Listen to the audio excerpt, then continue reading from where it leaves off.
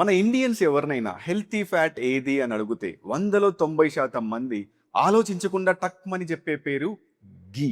ఈ మధ్య పాపులర్ అవుతున్న కొన్ని వీడియోస్ చూసి ఇంకొంతమంది ఏది వండాలన్నా కేవలం గీని మాత్రమే యూజ్ చేస్తున్నారు. బట్ రియాలిటీలో గీ అంత హెల్తీనా, లేదా మనోళ్ళు సోషల్ మీడియాని బ్లైండ్గా ఫాలో అవుతున్నారా? ఈ వీడియోలో మనం గీని సైంటిఫిక్గా డీకోడ్ చేయడానికి ట్రై చేద్దాం. Welcome back to the channel. నా పేరు నాగార్జున, నేను టీబీఎస్ ఫౌండర్ని. మా కంపెనీలో క్లయింట్స్కి ఆన్లైన్లో diet and workout guidance provide చేస్తూ హెల్తీగా ట్రాన్స్ఫార్మ్ అవ్వడానికి సపోర్ట్ చేస్తాం. ఇన్ కేస్ మీరు కూడా మాతో జాయిన్ అయ్యి హెల్తీగా ట్రాన్స్ఫార్మ్ అవ్వాలనుకుంటే మెయిన్ పేజ్ బయోలో లింక్ ఉంటుంది, క్లిక్ చేసి ఎన్రోల్ అవ్వండి. గీ అంటే ఫ్యాట్ అని మీకు తెలుసు కదా, అసలు ఈ ఫ్యాట్స్ అంటే ఏంటో చూద్దాం. పేరుకు అన్నిటినీ ఫ్యాట్స్ అనే అంటారు, కానీ టెక్నికల్లీ ఇవన్నీ సేమ్ కాదు. వాటికున్న కంపోజిషన్ని బట్టి ఫ్యాట్ని 3 కేటగిరీస్గా డివైడ్ చేశారు. ఫస్ట్ వన్ వచ్చేసి సాచురేటెడ్ ఫ్యాట్స్ అన్నమాట. ఇందులో మనకు గీ ఉంటుంది, బటర్ ఉంటుంది, కోకోనట్ ఆయిల్ ఉంటాయి.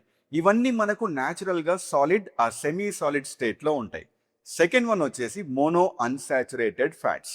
ఇందులో మనకు గ్రౌండ్నట్ ఆయిల్ ఉంటుంది, ఆలివ్ ఆయిల్ ఉంటుంది, అవకాడో ఆయిల్ ఉంటుంది. థర్డ్ వన్ వచ్చేసి పాలీ అన్సాచురేటెడ్ ఫ్యాట్స్. ఇందులో మనకు సన్ఫ్లవర్ ఆయిల్ ఉంటుంది, సాఫ్లవర్ ఆయిల్ ఉంటుంది, సోయాబీన్ ఆయిల్ వంటివి ఉంటాయి. ఈ 3 కేటగిరీస్లో ఉన్న ఆయిల్స్ని ఒకటి బెస్ట్, ఒకటి వేస్ట్ అంటూ మనం ఎప్పటికీ కేటగిరైజ్ చేయలేం. ఎందుకంటే ప్రతి ఆయిల్కి కొన్ని ప్రోస్ ఉంటాయి, కొన్ని కాన్స్ ఉంటాయి కాబట్టి. కానీ మనోళ్ళు గీని అంత ఇష్టపడి తినడానికి ముఖ్యంగా 3 రీజన్స్ ఉన్నాయి. First one, taste. మనం ఏ ఫుడ్లో అయినా గీని కొంచెం ఎక్కువగా యాడ్ చేసుకుంటే టేస్ట్ అద్దిరిపోతుంది. ఫర్ ఎన్ ఎగ్జాంపుల్, బెంగళూరులో ఉన్న ఒక ఫేమస్ రెస్టారెంట్. సెకండ్ వన్, గీకి స్మోకింగ్ పాయింట్ చాలా హై ఉంటుందన్నమాట. అంటే హై టెంపరేచర్స్లో కూడా ఆయిల్ బ్రేక్ అవ్వకుండా, ఫుడ్ పాడవ్వకుండా కుక్ అవుతుంది. సో మన ఇండియన్ స్టైల్ ఆఫ్ కుకింగ్కి ఈ గీ అన్నది యాప్ట్ అన్నమాట. థర్డ్ వన్, గీలో బ్యూటైరిక్ యాసిడ్ ఉంటుంది. ఇది మన గట్ హెల్త్కి చాలా మంచిది. అలా అని చెప్పేసి మీరు ఫైబర్ని గీతో రీప్లేస్ చేయకండి. ఫైబర్ రిచ్ ఫుడ్స్కి ఎప్పుడు మనం ఫస్ట్ ప్రిఫరెన్స్ ఇవ్వాలి. చూసుకుంటే డాక్టర్స్తో సహా చాలా మంది చెప్పేది ఏంటంటే సాచురేటెడ్ ఫ్యాట్స్ మన హెల్త్కి మంచిది కాదు అని. ఎందుకంటే సాచురేటెడ్ ఫ్యాట్స్ తిన్నప్పుడు మన బాడీలో కొలెస్ట్రాల్ లెవెల్స్ ఇంక్రీజ్ అయ్యి అది హార్ట్ డిసీజెస్కి కారణమవుతుందని చెప్పేసి చాలామంది అంటారు. మరి గీ మొత్తం సాచురేటెడ్ ఫ్యాటే కదా. సో ఇంతమంది గీని హెల్తీగా ఎందుకు కన్సిడర్ చేస్తున్నారు? నేను చెప్తాను. టెక్నికల్లీ మన ఫుడ్లో ఉన్న కొలెస్ట్రాల్ ఏదైతే ఉంటుందో అది మన బ్లడ్ కొలెస్ట్రాల్ లెవెల్స్ని ఇంటర్ఫియర్ చేసి ఇంక్రీజ్ చేయదు. అలా చాలా తక్కువ మందిలో జరుగుతుంది. వాళ్ళనే హైపర్ అబ్జర్వర్స్ అంటారు. వాళ్ళు మాత్రమే చాలా జాగ్రత్తగా ఉండాలి.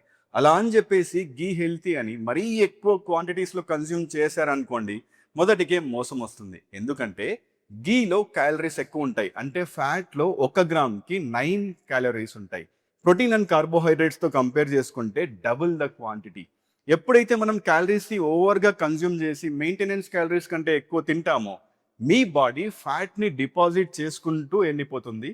అప్పుడు మీ బాడీలో కొలెస్ట్రాల్ లెవెల్స్ అన్నవి ఇంక్రీజ్ అవుతాయి. So quantity matters, context matters and your overall diet matters, not just ghee alone.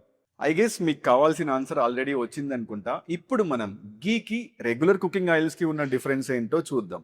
గీని మనం తీసుకుంటే దానికి ఉన్న ప్రోస్ ఏంటి అంటే, గీ నేచర్ చాలా స్టేబుల్గా ఉంటుంది. సో హై టెంపరేచర్స్లో మనకు చాలా సూటబుల్గా ఉంటుంది. కాన్స్ విషయానికి వస్తే గీలో సాచురేటెడ్ ఫ్యాట్స్ చాలా ఎక్కువ ఉంటాయి కాబట్టి అందరికీ సూటబుల్ అవ్వకపోవచ్చు. And second thing and very interesting thing ఏంటంటే, టేస్ట్ బాగుంటుంది కాబట్టి చాలామంది ఓవర్ ఈట్ చేసే ఛాన్సెస్ ఉంటాయన్నమాట. దానివల్ల క్యాలరీస్ ఎక్సీడ్ అయ్యే అవకాశాలు కూడా ఉంటాయి. ఇక కుకింగ్ ఆయిల్స్ విషయానికి వస్తే వీటికున్న ప్రోస్ ఏంటంటే, కొన్ని ఆయిల్స్లో heart friendly unsaturated fatty acids ఉంటాయి. And most of the oils మనకు బడ్జెట్లో దొరికిపోతాయి. ఇక కాన్స్ విషయానికి వస్తే, ఈ కుకింగ్ ఆయిల్స్లో కొన్ని ఆయిల్స్కి చాలా స్ట్రాంగ్ ఫ్లేవర్ ఉంటుంది. సో అన్ని రెసిపీస్ కుక్ చేసుకోవడానికి గీ సూట్ అయినంత బాగా సూట్ అవ్వకపోవచ్చు. అండ్ ఈ కుకింగ్ ఆయిల్స్లో ఒమేగా 6 ఫ్యాటీ యాసిడ్స్ కొన్నిట్లో చాలా ఎక్కువ ఉంటాయి. సో దీన్ని ప్రతిరోజు అన్ని రెసిపీస్కి వాడడం అంత ఐడియల్ కాదు. కంక్లూజన్ ఏంటి అంటే, ఎండ్ ఆఫ్ ద డే మనకు కుకింగ్కి బెస్ట్ కుకింగ్ ఫ్యాట్ అంటూ ఏది ఉండదు. టెక్నికల్లీ మీరు ఎప్పుడైతే తక్కువ క్వాంటిటీని యూజ్ చేస్తారో, గీ యూజ్ చేసినా లేదా ఆయిల్ యూజ్ చేసినా మీరు హెల్తీగా ఉంటారు. అలా కాకుండా ఎక్కువ క్వాంటిటీస్లో గీని యూజ్ చేసినా, ఇంకే హెల్తీ ఆయిల్ యూజ్ చేసినా మీ హెల్త్ అన్నది సఫర్ అవుతుంది. సో రికమెండెడ్ గైడ్ లైన్స్ ప్రకారం ప్రతిరోజు మనం 25 నుంచి 30 గ్రామ్స్ లోపలే ఏ కుకింగ్ ఆయిల్ అయినా యూజ్ చేయడం చాలా important. I hope you found this video informative. నచ్చితే తప్పకుండా లైక్ చేయండి, మీ ఫ్రెండ్స్ అందరితో షేర్ చేసి మన ఛానల్ని ఇంకా ఎవరైనా సబ్స్క్రైబ్ చేయకపోతే please subscribe and support us.